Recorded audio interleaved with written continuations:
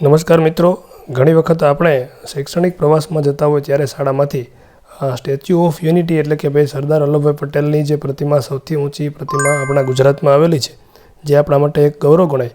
તો આ statue of યુનિટીમાં પ્રવાસમાં જવા માગતા મિત્રો છે, ઘણી વખત શૈક્ષણિક પ્રવાસ શાળામાંથી થતો હોય અને ત્યાં પણ ઘણી બધી સુવિધાઓ અને જોવાલાયક સ્થળો આવેલા છે.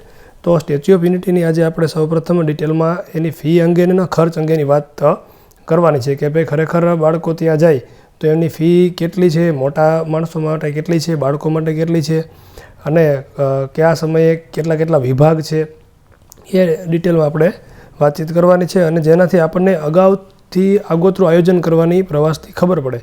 નહીંતર ક્યારેક એવું થાય છે કે અમુક ટિકિટ આપણે બુક કરી હોય અથવા અમુક ન કરી હોય તો એમાં આપણે અમુક વિભાગ જોઈ શકતા નથી, અથવા તો અમુક ટિકિટ આપણને ડાયરેક્ટ જે તે લાઈવ અથવા તો જે તે સ્થળ પર મળતી નથી અને ત્યારે આપણે અમુક ચીજો છે એ જોયા વગર વંચિત રહી જતા હોય છે.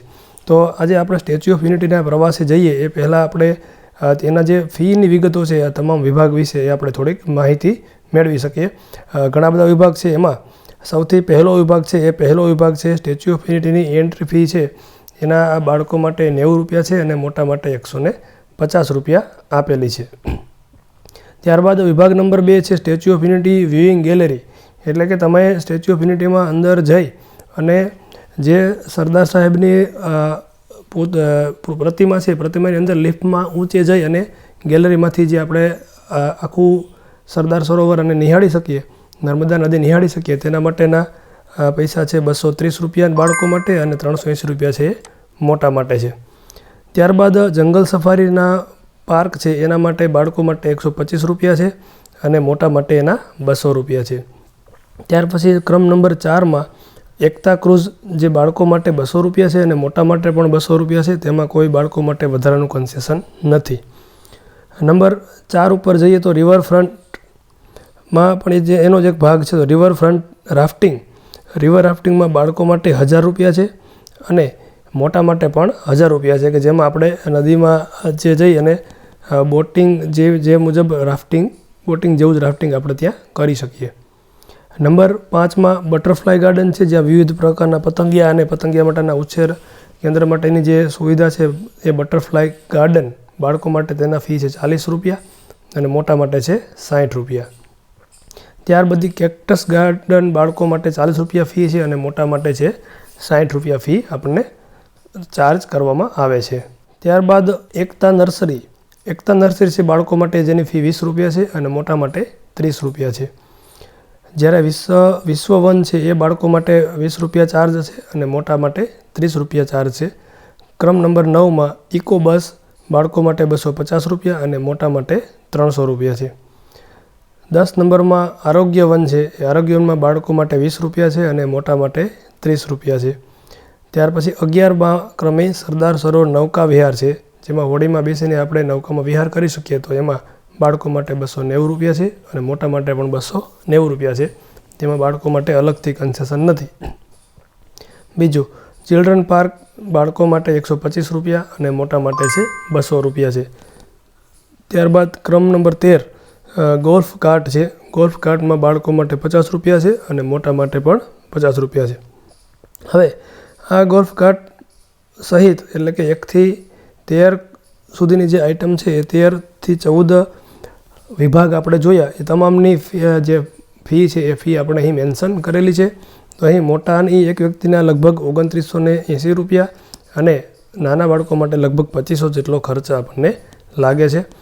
આ ઉપરાંત અમુક રાઇડ કે અમુક વિભાગ છે તમે બાદ કરીને ટિકિટ ન લ્યો તો એમાંથી બાળકોનો ખર્ચ ઘટાડી શકાય છે. તો આ માટે આપણે ખાસ જોવું જોઈએ કે અગાઉથી આગોતરું આયોજન કરી અને પ્રવાસમાં જ્યારે જઈએ તો ટિકિટની ખાસ વિગત આપણે ત્યાંથી મેળવવી જોઈએ. બીજું એ છે કે દરેક વખતે આ ટિકિટનો કોન્ટ્રાક્ટ છે પ્રાઇવેટ સેક્ટરની કંપનીને આપેલો હોય, તો સમય જતાં અથવા તો અમુક સમયે તેના અમુક ચાર્જિસ માફ થતા હોય અથવા અમુક ચાર્જિસ કેન્સલ થતા હોય, અમુક ચાર્જિસ છે વધારાના પ્લસ કરવામાં આવતા હોય, તો એ પ્રમાણે ટિકિટ છે એની પ્લસ માઇનસ થતી હોય છે. તો એ પણ આપણે ધ્યાને લેવું રહ્યું. બીજી વસ્તુ મહત્ત્વની એ છે કે અહીં સ્થળ પર મોટાભાગની ટિકિટ પ્રવાસની સિઝનમાં ક્યારેય મળતી નથી. એટલે ખાસ શિક્ષક મિત્રો કે જે વ્યક્તિઓ પ્રવાસમાં જતા હોય કે ફરવા જતા હોય તેઓએ ખાસ યાદ રાખવાનું છે કે હંમેશા ઓનલાઈન બુકિંગ જ કરાવો. સ્ટેચ્યુ ઓફ યુનિટીની વેબસાઇટ છે, તેની એપ્લિકેશન છે, એમાંથી તમે ઓનલાઈન બુકિંગ કરાવી શકો છો.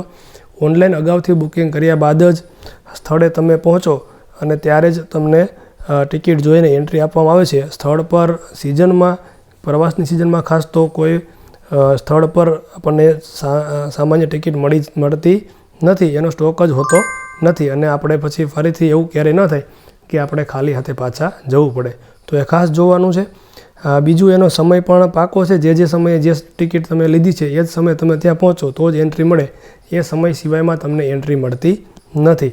તો એ પણ ખાસ કાળજી રાખવાની થાય છે. બીજું એ પણ ખાસ કાળજી રાખવાની, વ્યૂઇંગ ગેલેરી જે છે એનો સમય હંમેશા તમારે 4 થી 6 સુધીનો છેલ્લો શો છે, એમાં વ્યૂઇંગ ગેલેરીમાં તમે ટિકિટ લ્યો તો એમાં તમને ફાયદો એ મળે છે કે 4 થી 6 વ્યૂઇંગ ગેલેરીનો સમય પૂરો થયા બાદ તમને જે નાઇટ શો બતાવવામાં આવે છે એ નાઇટ શોમાં તમને એની જે નજીકની જગ્યા છે ત્યાં આપને એ જ ટિકિટ, જેની પાસે છેલ્લા શોની ટિકિટ હોય વ્યૂઇંગ ગેલેરીની, તેને નાઇટ શો અંદર રહીને જોવા આપે છે. બાકીના બધા જ લોકોને નાઇટ શો છે એ એકદમ બહારથી જ નિહાળવાનો વારો આવે છે. એટલે વ્યૂઇંગ ગેલેરીની ટિકિટમાં ખાસ આપણે એવો અભ્યાસ કરીએ અને ધ્યાન રાખીએ કે વ્યૂઇંગ ગેલેરીનો સમય હંમેશા આપણે 4 થી 6નો પસંદ કરવો જોઈએ, જેનાથી આપણે નાઇટ શો સરસ મજા રીતે જોઈ શકીએ. તો આ છે આપણા સરદાર સરોવર એટલે કે સ્ટેચ્યુ ઓફ યુનિટી, સરદાર સાહેબનું જે પ્રતિમા છે તેના પ્રવાસ માટેના ટિકિટની વિગત છે. ફરી એકવાર કહી દઉં કે પ્રાઇવેટ કંપનીના કોન્ટ્રાક્ટમાં આપેલો હોય તો અમુક ટિકિટ સમય જતાં ફેરફાર થઈ શકે છે, તો એ પણ આપણે ધ્યાનમાં લેવો રહ્યો.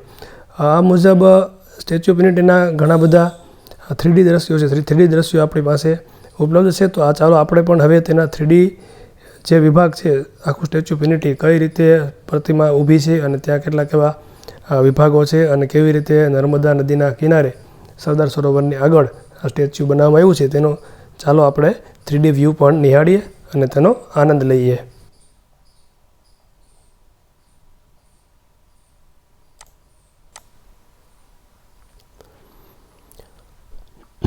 અહીંયા તમે જોઈ શકો છો કે સૌપ્રથમ સરદાર સાહેબની પ્રતિમા છે આપણને એકદમ નર્મદા નદીના કિનારે અને ખૂબ જ લોકેશનમાં આપણને જોવા મળે છે.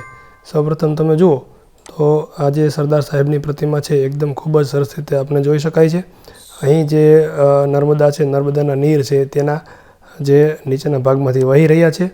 આ સાઈડથી એકદમ એનો મુખ્ય રસ્તો છે જે ડબલ પટ્ટીમાં તમને દેખાઈ રહ્યો છે, એ સરસ મજાનો રસ્તો આખા આપણા સ્ટેચ્યુ ઓફ યુનિટી તરફ આવી રહ્યો છે. હવે બંને શિખરો છે, શિખરોની વચ્ચે જે સ્ટેચ્યુ ઓફ યુનિટી છે એની પ્રતિમા છે, એ પ્રતિમાનું દર્શન તમને હું આખું 3Dમાં જ કરાવી દઉં. સૌપ્રથમ અહીં નીચેથી જુઓ તમે, આખી જે મૂર્તિ છે, મૂર્તિ આ મુજબ તે સ્થળ ઉપર ઊભી કરવામાં આવી છે. હવે એકદમ જે રસ્તો છે એ રસ્તો આપણને તે જુઓ તમે તો રસ્તામાં એક એન્ટ્રી અહીંથી જોવા મળે છે અને બીજી છે મુખ્ય એની જે એન્ટ્રી છે એ આ વિભાગમાંથી અહીંયાથી તમે જોઈ શકો છો કે આખો રસ્તો છે ત્યાં અહીંયા મુખ્ય એન્ટ્રી તમને જોવા મળે છે, જેમાં અલગ અલગ વિભાગ છે, અલગ અલગ દ્રશ્યો, અલગ અલગ બગીચા, એ બધા આપણને અહીં જોવા મળે છે. અહીં શરૂઆતમાં તમે જુઓ કે શરૂઆતમાં પણ અલગ અલગ વિભાગના અલગ અલગ બગીચા તમને અહીં જોવા મળે છે. જુઓ, એકદમ સરસ મજાનું કુદરતી એવા સૌંદર્યમાં આખું જે લોકેશનમાં આખું જગ્યા આવેલી છે અને તેમાં પણ બાળકોને ખૂબ જ મજા આવે એવું છે.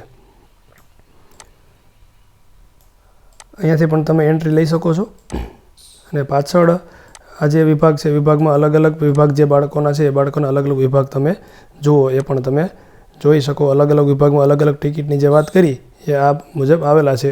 અહીં તમે જુઓ કે જે બેન્ચ દેખાય છે, બેન્ચ ઉપર તમે એક નદીના એકદમ નર્મદાની સામેને કાંઠે તમે બેસી અને આરામ પણ કરી શકો અને તેને નજારો જોઈ શકો છો.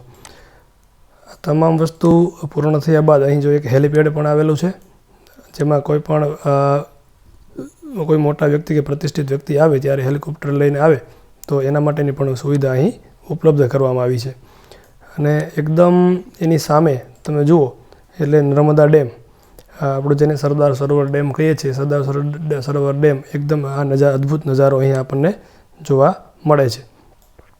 આ સરદાર સરોવર ડેમ છે એની ઉપર જે લિફ્ટ છે એ લિફ્ટ હાલ એના બાંધકામ માટે જે જરૂર લિફ્ટ મૂકી છે એ લિફ્ટ પણ અહીં તમે જોવા મળે છે. જે લિફ્ટના બંને પોલ છે એ આ બાજુથી લઈ અને આ બાજુ સુધી લિફ્ટના પોલ તમને જોવા મળે છે, જેનાથી જ્યારે પણ ડેમની સપાટી ઊંચી લેવી હોય તો ડેમની સપાટી ઊંચી લેવા માટે આ જે પોલ છે એનો ઉપયોગ થાય છે. જર્મન ટેકનોલોજીથી બનેલી આ જે લિફ્ટ છે એ ખૂબ જ ઉપયોગી બને છે. તો આ મુજબ આખી 3D વ્યુઇંગ ગેલેરી છે એ આપણે આ વિડીયોમાં જોઈ શકીએ છીએ. આ બંને આખો પર્વત વિસ્તાર છે. આ પર્વત વિસ્તારની નીચે અહીં સરદાર સરોવર માંથી જે પાણી નીકળે એને નર્મદા નદીમાં અહીં વહેતું હોય છે. તો આ મુજબ જે આખો વ્યૂ છે એ સરદાર સરોવર એટલે કે અને સ્ટેચ્યુ ઓફ યુનિટી એનો આપણને આ પ્રમાણે જોવા મળે છે, જેને આપણે ચોક્કસ એક વખત મુલાકાત લઈ બાળકોને પણ મુલાકાત લેવા જઈએ અને આ ચોક્કસ આખા નજારાનો આનંદ માણીએ, જેનાથી આપણને આપણા સમગ્ર ગુજરાતની જે એક આગવી ઓળખ છે અને આપણું ગૌરવ છે તેનો આપણને ખ્યાલ આવી શકે. તો આ મુજબ મિત્રો આ માટે વિડીયો ગમે તો લાઈક કરી, શેર કરી અને સબસ્ક્રાઈબ કરશો. કોઈ પણ નવો સુધારો હોય તો તમે કોમેન્ટ બોક્સમાં લખી શકશો. Thank you.